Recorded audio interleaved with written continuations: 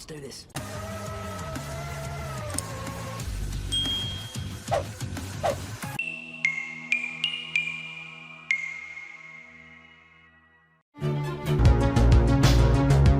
Ahead of the final of the ICC Men's T20 World Cup 2022, we're taking a moment to hang out on the roof of the Melbourne Cricket Ground. Just how important has England's campaign been, and how good has it been from the context of the first-time captain at this tournament? Yeah, it's obviously my first time as captain, and obviously it's a great honour to lead the team in a World Cup. And yeah, I think we've played some good cricket in patches. We know we could have been better at certain stages as well, and but in the semi-final we've played our best game so far, and that gives us lots of confidence coming into the final. Pakistan ने New Zealand के खिलाफ काफ़ी comprehensively win किया, आपने बहुत अच्छी पारी खेली. What was the importance वो फाइनल नेट सेशन का before you played the semi-final? मेरे लिए काफ़ी इंपॉर्टेंट होता है बिफोर द मैच, और जो भी मैं नेट सेशन करता हूँ मेरे लिए काफ़ी मायने रखता है, और उससे ही मेरी टून सेट होती है और बिलीव होता है मुझे अपनी प्रैक्टिस पे.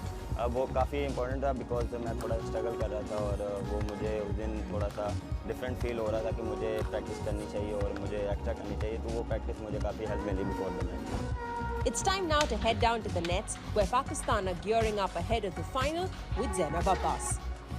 The Pakistan team arrived here at the MCG to have a net session here. We can see that Babar Azam is having a few throwdowns towards Rizwan. That's something that Matthew Hayden spoke about in that dressing room talk as well. How the camaraderie between the team and generally the mood of the side is extremely positive.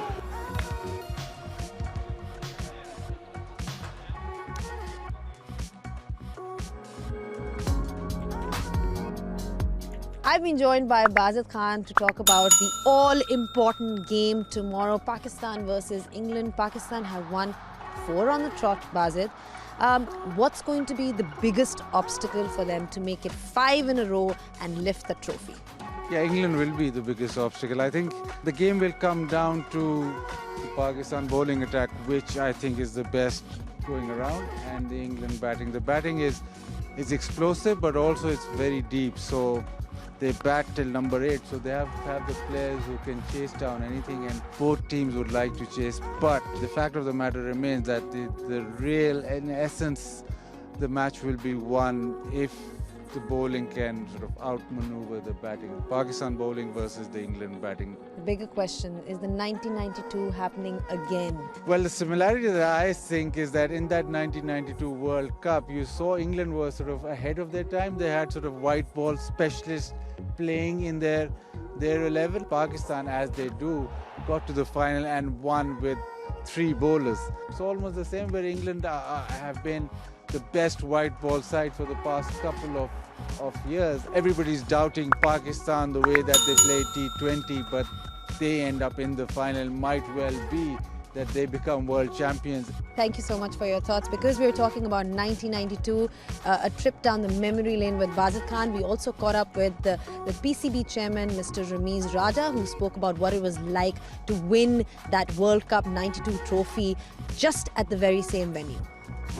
I still remember we had the shortest team meeting on the day of the final, which was the following: go out there, 90,000 people.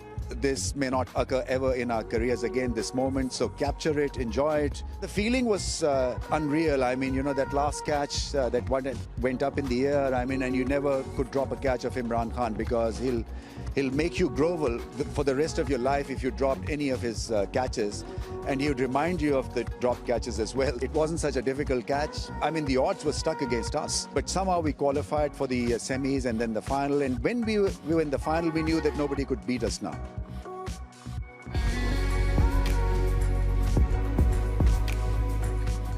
Memories. Nasser, where were you on that memorable day in '92? I was 24, I was at home watching. I wasn't in the England side, that's why they made it through to the final. I did play with Derek Pringle, who played in that final. I played with him for 15 years at Essex, and for 15 years, every day, he moaned about how he thought he had Javid Miandad out twice in that final LBW and it wasn't given. It's still not out, Pring, and Pakistan obviously won that game. Well, Nas, we talked trends in the build-up to the semi-final, and they all came true. For New Zealand, 4 out of 4 semi-final losses in World Cups to Pakistan. And also for India, wow, their knockout jinx has been going on since 2014. I'm afraid I've got one for England at this ground. 4 out of 4 losses in T20Is. Is that playing on their mind ahead of this big game? No, I don't think so. In a game like this, if it was just a bilateral game or a group game, maybe, but they know in a World Cup final, it's the biggest cliche ever, but it's how you play on that day, really. If they play as well as they did in that semi-final against India, they could beat anyone on their day. They won't worry about any jinx or what's happened here before, but they have to play as well as they did in that semi-final because we know Pakistan are a top side. But there's good news for England as well, Nasser. Good reputation in ICC World Cup events. 3 out of 4 finals since 2016. So they've got their experience of playing those big games. Is that going to give them the edge over Pakistan? I don't think so. Again, the reverse one of that is Pakistan will turn up and not worry about England's reputation, England's record. I think Moeen Ali spoke reasonably well this week about how for this quality of the white ball cricketers that England have had over that period that you talk about, they should have actually had more wins. So England has seen it differently. England think with the side they've got and the squad they've got and the depth that they've got, it's time they started winning, going on the sort of run that Australia went on to become real world superstars in white ball cricket. Yeah, it's all how you look at it, I guess. Nas, you've had some very famous commentary lines, so I'm going to quote 2 of them and ask you to pick. Is it going to be Pakistan cricket at its best, down 1 minute, up the next? Or is it, you can't do that? You just can't do that, England? Listen, I have no idea. Pakistan fans have no idea as to which team's going to turn up tomorrow. One thing you'll know is that they'll play a lot of pride and a lot of passion, and there'll be a good crowd in supporting them. I think I just fancy England. Not because I'm an England player, an ex-England player. Just think if they play like they did in that semi-final, the experience they've got in finals, it's probably the best bowling attack in the whole competition against the best batting attack in the competition. I just fancy England, but if Babar and Rizwan fire and get a par score with Pakistan's bowling attack, this could be some final. Thank you, can't wait, it's going to be exciting. Nasser gives England the edge. Thank you to everyone for having joined us on this journey of the big time preview shows. We leave you now with some great off the field fun memories.